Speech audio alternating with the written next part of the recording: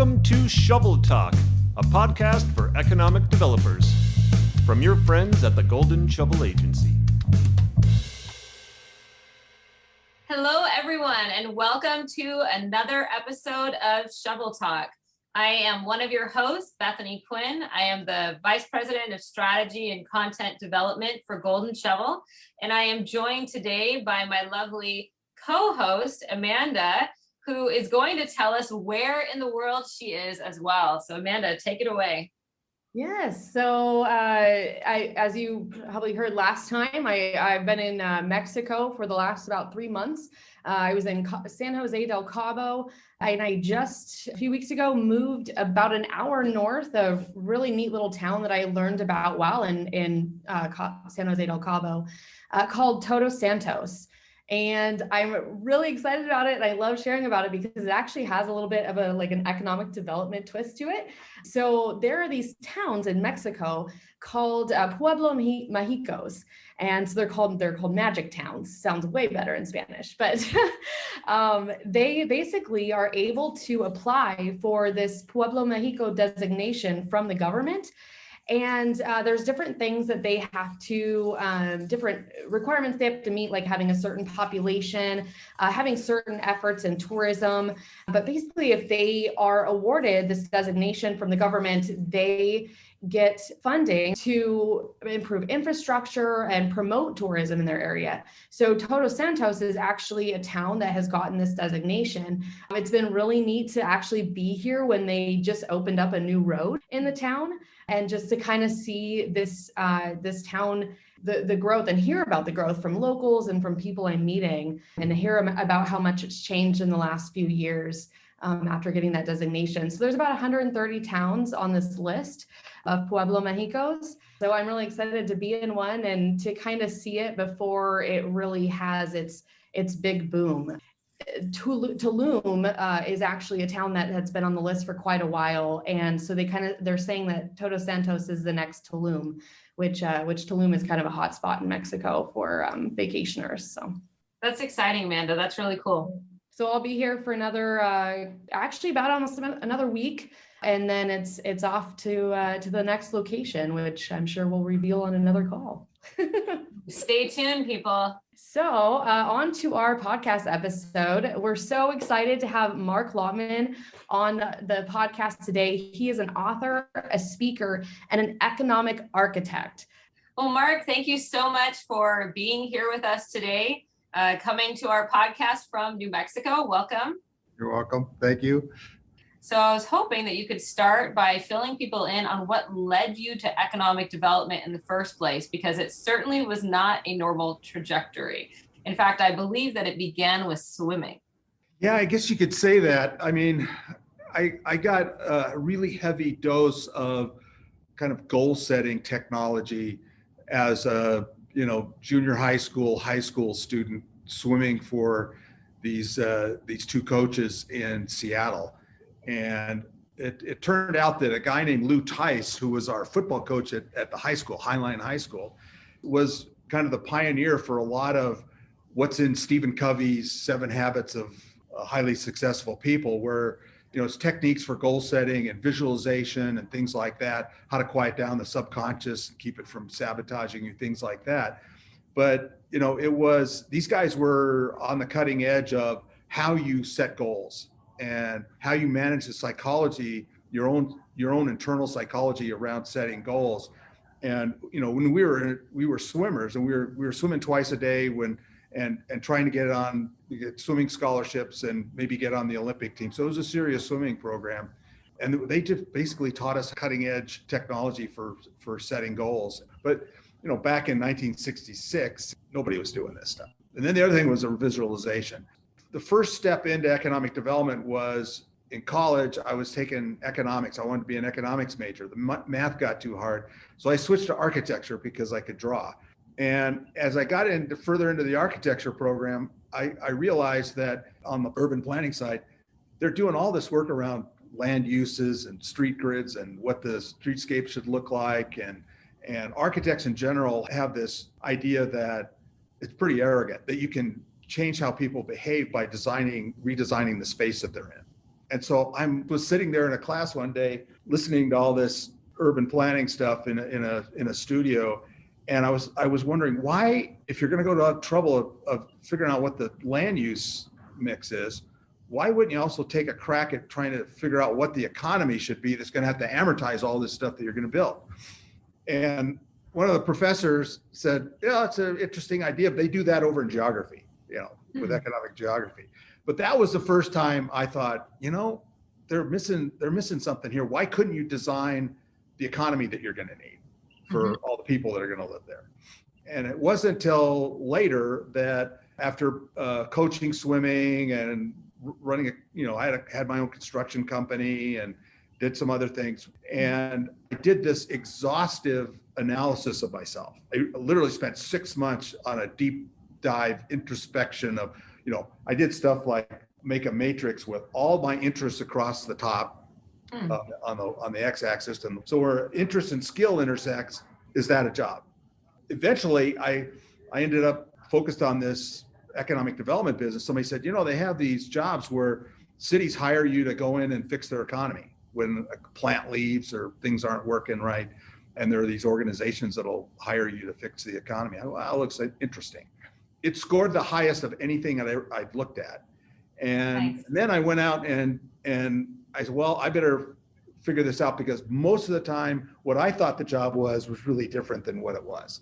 And so one of the things I did was I'd go out and find people that had economic development jobs, and I would interview them. I'd say, look, I'm writing an article on the profession, and I want to come and shadow you for a day, and I'm going to ask you about 30 questions about the field and how you got into it and everything.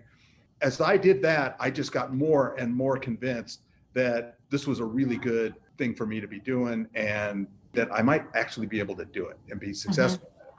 You said a couple of things that I really want people to latch onto.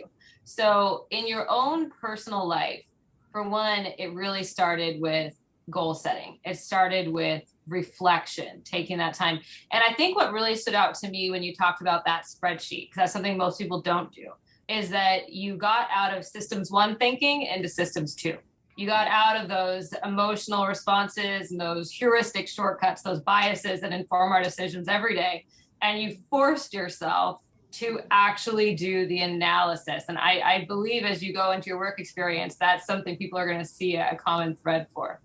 When I got into high school, it was right in the middle of the Vietnam War. And if you couldn't get to college, you were going overseas, and you were going to come back either killed or messed up. And for me, the only way to get to college was get a swimming scholarship. And so I had my whole world boiled down to whether I could get to college or not. If I could, I'd be okay. And if I couldn't, I might not make it. And my coaches kind of reinforced it. They said, you can't get into college if you don't have at least a 2.2. And you're going to have to be close to a minute and 100 breaststroke if you want a scholarship, full ride. So I boiled everything down, whether I was going to be a successful human being or not, down to one parameter. And that was, could I get up in the morning at 4:30 when my alarm went off? And we were swimming twice a day. So we're swimming like 12,000 yards a day. I think that, plus my dad was an engineer at Boeing, and his group would come over and they take over the house, the living room and dining room about twice a year, and map out, do critical paths for the new plane they were going to build at Boeing. And I realized something as insanely complicated as designing and building and getting flight tested a new airplane, it's really pretty simple. It's just all these little pieces. You have to have the right piece in the right place and the right time, as long as you take the time to kind of map it all out and have it set up so you can, if you don't get this done, then it pushes off when you're going to get that done. So that was my preparation, and it was really good preparation for an economic development job. And then after my first job, I land in these master plan community companies doing the economic development for these big master plan 100,000 population new cities that we were building. So it was just, we had clean slates and control of most of the factors of production. You're reminding me of my favorite high performance coach, Brendan Bouchard. He talks about how every goal can really be boiled down into 5 major moves, and you break out those 5 major moves and you really have a blueprint for success. And I love what you're saying, because that really just goes back to some things I've been studying over the last couple of years. And so I'm sitting there on the pool deck trying to coach swimmers, and they come up after every race and go, okay, coach, how'd I do? And most of the coaches around us, we're all sitting together on the pool deck talking to our various swimmers. We could tell a kid what his stroke rate was and what his distance per stroke was on every race. And then we take that back to the pool, and we could tell you, if you want to go under 2 minutes, you want to be the first person under 2 minutes in the world in the 200 butterfly, there's only like 5 combinations of distance per stroke and tempo. Pick one and then train for that. So if you can figure out the essential things that actually drive success, if you can boil it down to something, and you can figure out how to exert control on that or manage it, the odds of being successful are going to increase every day. You had said a few minutes ago, the right piece at the right place at the right time. Is that the methodology that you take to any community that you've worked with, trying to figure out what that piece, the place, and the time is? Eventually, you have to lay out what they used to call it PERT chart, program evaluation review technique, but it's like a critical path thing, like on Microsoft project. So let's say your economic development goals include having to recruit a new call center every year, at least one, okay? And let's say their average is 400 jobs per. And to get one a year, you're gonna have to be in the finals. You're gonna have to be at the goal line on 5 because you're gonna lose 4. So you're gonna get 1 out of every 5. So your marketing effort has to produce enough leads so that you're a finalist for 5 deals a year, which you probably need prospects and have be kind of in the hunt for 25, which is 1 every 2 weeks. So that kind of starts framing your marketing, what your marketing have to deliver, and how many sales teams do you need to advance these from a lead to a suspect to a prospect to a deal. And then you're going to have all these completion issues for the deals you do. And then you look at the real estate. Well, every other year, we're going to have an empty building because they leave after 7 years. So every other year, we're going to need a new one to replace an empty building. The other years, the odd years, we're going to need a new site and a build-to-suit capability. And it's going to need to be priced right. It's got to be in the right location, blah, blah, blah. So once you iterate what your goals are, and you know that you're going to want to do a call center every year for 10 years, you can start getting really prescriptive about how much real estate you need, how much capital you're going to need, what kind of, how many workers with what skills you're going to need, where they're going to live, you're going to have the housing. So all of the capacity that has to be in place for each year for the transactions you want to see happen, if you iterate them, you can predict what you're going to need. You can tell where you're short. Nobody does that. We're assuming somebody's going to go get the real estate, that the real estate community is going to respond, or the banks are going to be there for the funding. And I just don't think, you don't see it and you can't manage it if you don't do this planning. It's an extreme amount of planning compared to what most people are doing now. Well, and it's interesting because we are coming out of a pandemic that has been a huge economic and industry disruptor. As we know, things like office space, we're not sure what the future of office space looks like, right? So I guess, what do you say to economic developers who do want to plan, or maybe have planned in the last couple of years, and now they're really not sure how to proceed because we don't know what's happening next? What do we do, Mark? How do we plan? You start with, can you predict how many jobs you think you're going to need first? In economic development, we'd be embarrassed if we had to go on Shark Tank. Imagine you're on Shark Tank and are asking for money to support your economic development effort. Well, how many jobs do you need to create to be a healthy economy in 5 years or 10 years? Well, we're not sure. Everybody's going to say, I'm out. Most of us can't answer the basic questions. How many jobs do you need to create? How many of those have to be economic based? What program approaches can deliver those jobs? Because there's more than one way to create economic based jobs. You can recruit them, you can expand companies, you can start them up, you've got tourism, you got 5 different ways for visitors to create economic based jobs. You got the federal government creates economic based jobs, so you can have your congressional delegation. So there's all of these, and now there's remote work. So you don't even need the buildings anymore. Sure. So you could actually create all the jobs you need without building another building, because people can work out of their houses now. So all of a sudden, real estate's now your residential real estate. But until you iterate how many jobs do we need, and iterate how many transactions per job they can't improve the system. If you convene a group with a bunch of non-nuanced thinkers in it, kind of common sense people that aren't steeped in the statistics of whatever it is you're asking, they'll be right 93% of the time. So you actually get a better result, you get better validation, and you get consensus if you got the right people in the room. So that was one of the big epiphanies we had, was you could get clarity about what you need to do and consensus in the same meeting if you structure it right. Yeah, that stakeholder engagement piece is so critically important. I know that we've found when you do it right, then you also have cheerleaders, ambassadors who help you to carry that plan out, which can really make a huge difference. The problem that most of us have and continue to have is that you can come up with the right plan. You can get a group of people together, come up with a plan that'll work. But then you got to spend all this energy going out and selling it. And then by the time you got the planning done, you're tired, you want to just do it. And you still got to go out and fund it and staff it and execute it. I just think it's so much cleaner to just do the planning in a big group and force everybody through it at least once. After the plan is done, if you do it right, if you set it up right, all you have to do is go back and tweak pieces. And we're going to have to, as fast as everything's changing, we're going to have to do our 5-year plans every 5 months. I think you just heard the pin drop. I think you just scared everybody listening. It's a lot of work. Yeah, it is. But I think it might not even be worth it if AI wasn't coming to help us. Almost everything you can conceive of to engineer an economic development strategy or get yourself a swimming scholarship someday or build an airplane, the machines are going to be able to quell the complexity and deal with the speed at which everything's changing. And the way you prepare for the future is planning. So it should make planning exponentially more valuable. Speaking of, the future and planning, you actually forecasted the future in a book you wrote called When Boomers Bail. So can you tell us a little bit about that, how the book came to be and your forecast of the future there?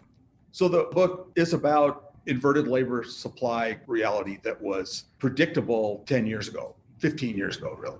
So 10, 12 years ago, I'm looking at a Bureau of Labor Statistics site and I see these crossing line curves on workforce and jobs. It was predicting that we were going to run out of labor like sometime after 2011. The economy would continue to demand more jobs, but the number of workers coming into the market were not going to be enough.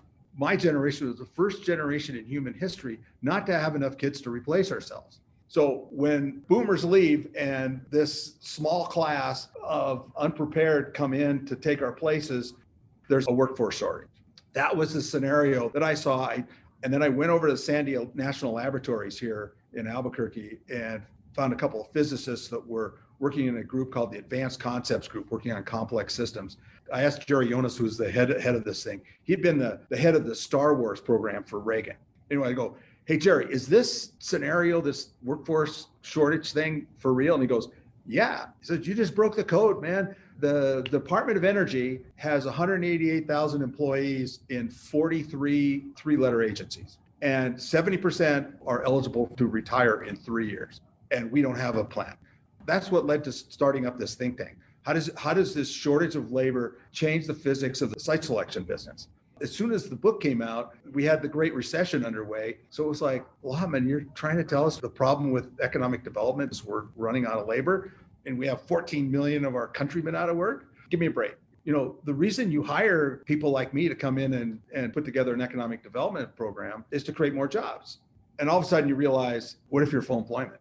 You could go recruit all day long. You're not gonna be able to get anybody. You could start up companies left and right, and the economy's, they're just going to steal talent from someplace else. You're not going to get more jobs per person to serve. You're out of business. Right. I actually manage an economic development program in rural Northern California, and we saw, that our we had a huge agriculture industry, and we saw that we did not have the next generation coming up learning about how learning what they need to fill those jobs. And yeah, I mean, we started partnering with the local school system to start doing some welding classes and things like that to support the agriculture industry. But I guess the question is, what can we do right now? Is it too little, too late? What do economic developers do to prepare for this? Well, it's never too late. And the problem now is really serious in most places. In fact, I would say most places in the U.S. are in a situation where Their biggest problem is there's not enough qualified workers. So all of this recruiting, all this stuff that we do as a profession is inert if there's no integrated parallel workforce solution. We don't have the two systems organized or managed so that they can match up and solve the problem. And so that's why I think everything in this think tank exercise the last 10 years, every problem we came up with, every solution we came back around to, we don't have a good enough or strong enough planning process. It's really more than most people that are sitting in an economic development job have time to think about and do. So you really need a separate think tank. Every town ought to have one of these think tanks, just thinking about all this stuff and trying to frame it and get the thinking and the planning done so that the doers have an increased probabilities that the things that they need in place are going to be there. So how do you think, COVID and the kind of remote work boom, the move affects the forecast that you made there? Well, I think the conventional wisdom now is that all the things that we knew were going to happen in the next 10 to 15 years are going to happen faster because of the pandemic. Could you recruit remote workers? And then could you convert somebody that's doing websites, could you get them to export what they're doing? Convert somebody from being service sector to economic base, that would count to grow the economy. And, it's stuff like that, we were really forced into doing it.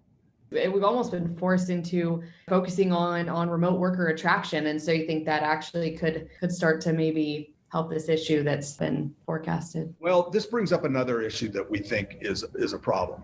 There's not a clear enough connection between your program efforts and the results. Are your efforts actually procuring new economic base jobs that would otherwise not happen? You can develop policies that attract and reward the kind of economic base activity that you want, but you're going to need the houses, you're going to need a system. It's one thing to say, we'll give you a tax rebate if you come, and actually going out and manufacturing those jobs at a predictable rate.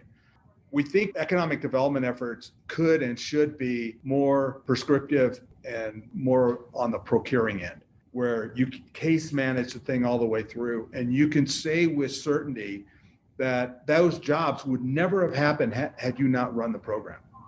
And that's the big credibility problem with the whole profession right now. Yeah, we ran into that quite a bit running the program in California. It was always that question of, were you really the cause of this business moving in and things? That can definitely be tough for economic developers to hear. And we put a lot of effort into making sure we create an environment for these businesses to land and be successful. What's really tricky is when your boards or your governors and mayors insist on taking credit for everything that happens. What it does is it creates a really serious problem, which is, let's say you need 100 jobs a year. And right now you're getting 50 jobs a year organically without any. You would get those no matter what. The real estate brokers would bring them in. If your program that you're spending $1 million on is taking credit for all jobs that are being created, all of them, then the presumption is with another million, we could do 150, when in reality, you're only going to do 25 more. Anyway, and the whole incentive game at the national level has gotten out of hand. So most people don't think what we're doing actually works. And if they did, they'd be giving us more money, and they're not. And economic developers would be making way higher salaries if they could prove that what they're doing actually causes the jobs to happen. And the only way to do that is plan it out and put all of the factors of production under management. Well, I think that you did bring up a good point on the optimism side of things. And that's that if you do take the time to plan appropriately, then it may be possible to actually prove that what you're doing is effective. Yeah. We didn't know when we started. We thought it looked impossible because it was too complicated, but it's not. Well, and I think you mentioned earlier how technology is helping us to bring these things together and to make some of these calculations. But, you really do raise a good point, and that's that we have to work together. And too often, I think in the industry, we do have different siloed groups, obviously, who have different funding sources, similar objectives and goals, but the communication and the collaboration needs to be improved to increase our effectiveness. And so when you talk about, the different types of economic based jobs, not every economic developer is going to be trying to create all 10, right? Right. So we got to get better at working together.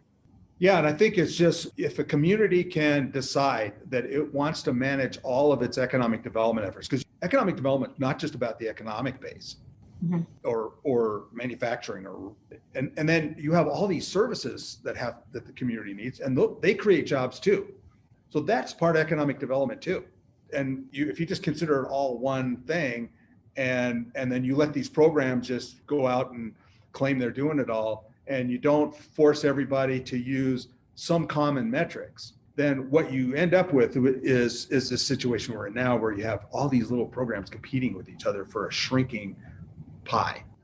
Whether it goes to this part of town or that part of town, or this part of the metro area, this part of the metro area, it doesn't matter. It's the economic base. We should all be working together. Sure. There's three things you have to know how many jobs you have. How many you need for attrition, how many you need to close up your current unemployment gap, and how many do you need for any population growth you're going to have. You add those three, divide by how many economic based jobs there are for every service sector job, and you get your number. And now you got a number, and you can estimate it's higher or lower by changing one of those three. So in case anybody listening missed it, Mark is telling you to plan. That is the core theme of today. Make a plan and make sure it is detailed, where you can literally pull out various components and change them as needed, but make that plan. I do also want to make a comment. We are privileged at Golden Shovel to work with a lot of industry leaders, people who, like you, have identified problems and issues, both, with the industry or with their own individual economies, and are working to make positive change.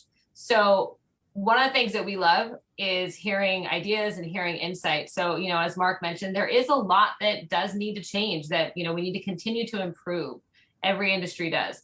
So if you're listening and maybe you heard something Mark said, and you're like, hey, actually, I do have an idea for this aspect of the problem. We'd love for you to leave a comment, to share it with us, to reach out, because again, we are better together. Collaboration is definitely important. Absolutely. Mark, you've mentioned think tank a couple times and everything. Can you kind of share with us any of your current projects that you're working on? Well, I'd say there's three. One is we've made a couple of breakthroughs recently on this planning model. So instead of think, plan, do, we've got three extra steps. Acronym we call TAPUMA, TAPUMA. So it's think, assess. So you do an assessment in between thinking and planning. The planning is all the operational planning. Once the operational planning is done, if it's explicit enough, you can underwrite it so that you're actually funding what you say you need to do. And you have people assigned to it. They're on the hook for it. Then managing it's relatively easy. And then once the work is being done, you have a reporting system that reports back, so you make it a circle. It's a continuum.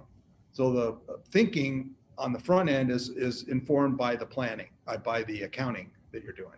So we changed the algorithm from think, plan, do to TAPUMA.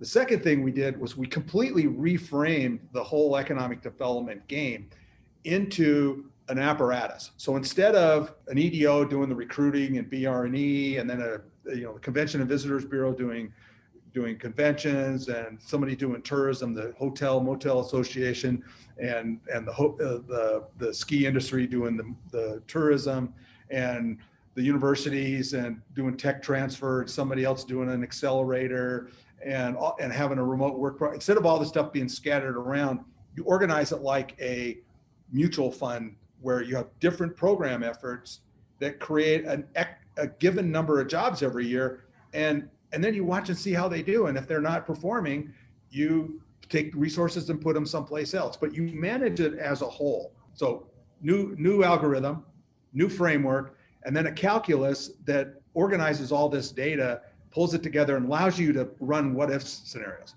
Unless you have developed a consensus from a broad cross-section of stakeholders, and they're all read into and bought into what the community needs to do, so that whoever their representatives are can't just arbitrarily throw everything out they were doing before. How do you get that engagement, and how do you get a constituency built for supporting all this stuff, especially when it includes now all these other civic sectors like social services.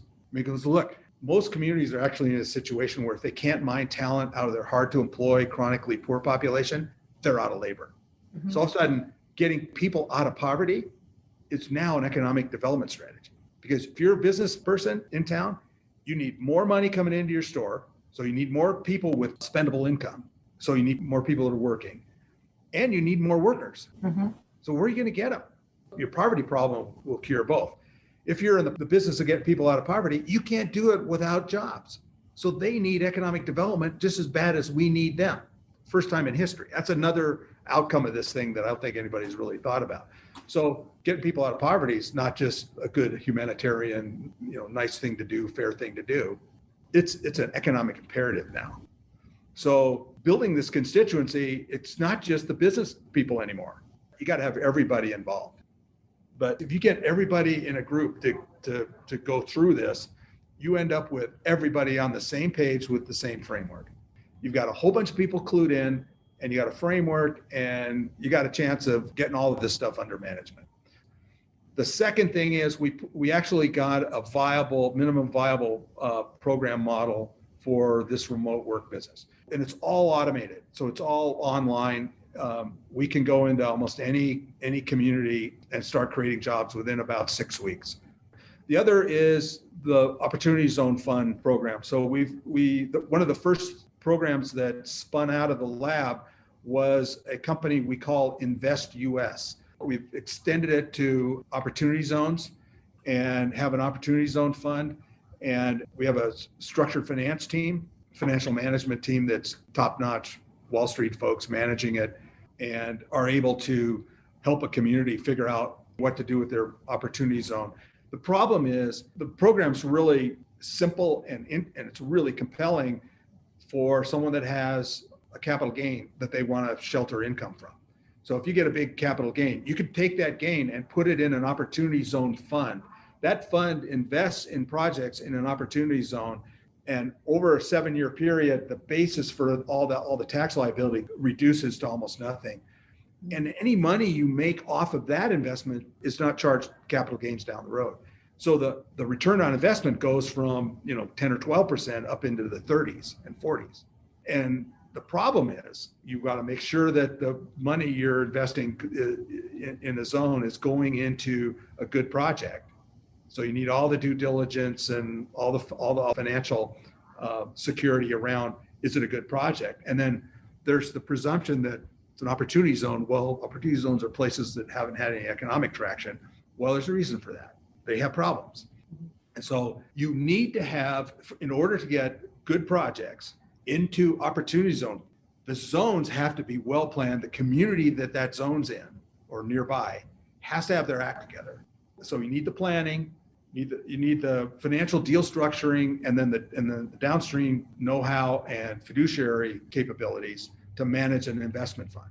So that's what we put together. We put together a consortia that can manage the fund, structure the projects, manage the fund through the next 20 years or so, and do all the planning and help the community get this opportunity zone thing configured as part of their economic development strategy. Wow, those sound like pretty amazing projects. We're really excited to see how things go as you're kind of developing those and rolling them out. So before we close up, we do have a fun little game that we like to play with our podcast guests. We're calling it Shovel Toss. We're going to toss questions at you. So there are 10 questions, and I'm going to just toss them at you and you just answer them as quick as you can. Well, I remember Shovel Toss well when it first came out. I've been in your Shovel Toss contests for 15 years. Oh, that's awesome. Well, I believe this is going to be a little different than all right. But it'll be fun. That's awesome though. Glad to hear that. All right. So, and they're really just kind of get to know you questions, kind of out of the box, just kind of some random but fun stuff. So, last book you read? American Nations. Favorite podcast? I like Ray Kurzweil's Singularity podcast. What's the first thing that you do in the morning? I start the coffee. What did you want to be when you grew up? What did I want, or what do I want now? Yeah. No, what did you when you were a child? What did you want to be? What was the first thing that you thought you wanted to be? I think I wanted to be Zorro for a while, and then I kind of liked the idea of being a firefighter. Awesome. Your favorite superhero and why? The Tick. What superpower would you want and why? I think I'd like to fly. If you could live anywhere in the world for a year, where would you live? Cinque Terre, Italy. Oh, awesome. If you could have a meal with anyone in history, who would it be with? Leonardo da Vinci. Ooh, good one. Your favorite band or singer when you were a teenager? Kind of a toss-up between Jimi Hendrix and the Sonics. I grew up in Seattle. Your most embarrassing hairstyle or article of clothing from your childhood? Man, well, it was perpetual, but we all had flat top crew cuts, and it was not a good look in the 60s. Oh, that's great. I thought for sure when I asked the first thing you do in the morning, I thought you were going to say question whether you can put your feet on the ground. Well, that was before. It was like that was what we have to do before you get up, though. Right, true. The embarrassing clothing thing. So I'm the oldest of 6 kids. One sister, rest brothers, within 8 years. So 6 kids within 8 years. Wow. And my parents would take us on a driving vacation every year for 3 weeks. My dad worked at Boeing, had 3 weeks off. We're gone on a driving vacation in a station wagon, 8 of us for 3 weeks. And it just started when I was really when I was 10. You're describing the Quinn family vacation every summer, Mark. It was like, yeah, the movie Vacation was a perfect metaphor for what we were going through. But my mother would dress us all in the same. It was just mortifying for me because I've got a Madras shirt and khaki pants and Converse tennis shoes, and all my brothers have exactly the same thing. And we're going to all these towns. I just remember going down the streets of Cody, Wyoming, to a restaurant and just going to the other side of the street to get away from them. Bethany, do you dress all your kids up in similar outfits? I did when they were little. I confess, when they were all young, the boys all had their polos on and the girls all had their cute little dresses, but I stopped that years ago. I could imagine it'd be, to keep track of everyone. It would make it easy. You just look for that same outfit to keep track of it. I can say I never did that to my children, and none of my brothers did it to theirs. Right. Well, you guys were scarred. It sounded like you would. It was scarring, though. It scarred us, I think. Probably. Well, Mark, thank you so much for participating in our game. That was a lot of fun. Always like doing that with our guests and kind of learning a little bit more about you there. So thank you. All right. So this has been really fun. You guys are always fun. And this economic development business, it really is fun and rewarding if you can get your community's act together. And I think you guys have always been fun to work with. I really enjoyed that. Producer Darren here giving Mark Lautman a big thank you. You can check out Mark Lautman on LinkedIn at Mark Lautman, MarkLautman. You can also find Mark on the web at marklautman.com, and at his website is where there's a nice link to go to Amazon and purchase his book, When the Boomers Bail, a Community Economic Survival Guide. Mark, also, this was not mentioned on the podcast. I know he told us in our prep call is that he is actually working on a sequel to that book. So stay tuned for that. And on more Mark news here, he is also going to be joining Golden Shovel on some upcoming webinars. So we can look forward to that as well. As far as Golden Shovel social media goes, please like us on Facebook at ShovelToss. Follow us on Twitter at Gold Shovel. Follow us on LinkedIn at Golden Shovel Agency, and please subscribe to our YouTube channel, Golden Shovel Agency. Amanda, myself, and Bethany will be back soon with an upcoming podcast, and also stay tuned in your inbox for upcoming Golden Shovel email blast, showcasing some of the new content that we're pushing out. And everyone enjoy summer. It's here, and we'll talk soon. Thank you.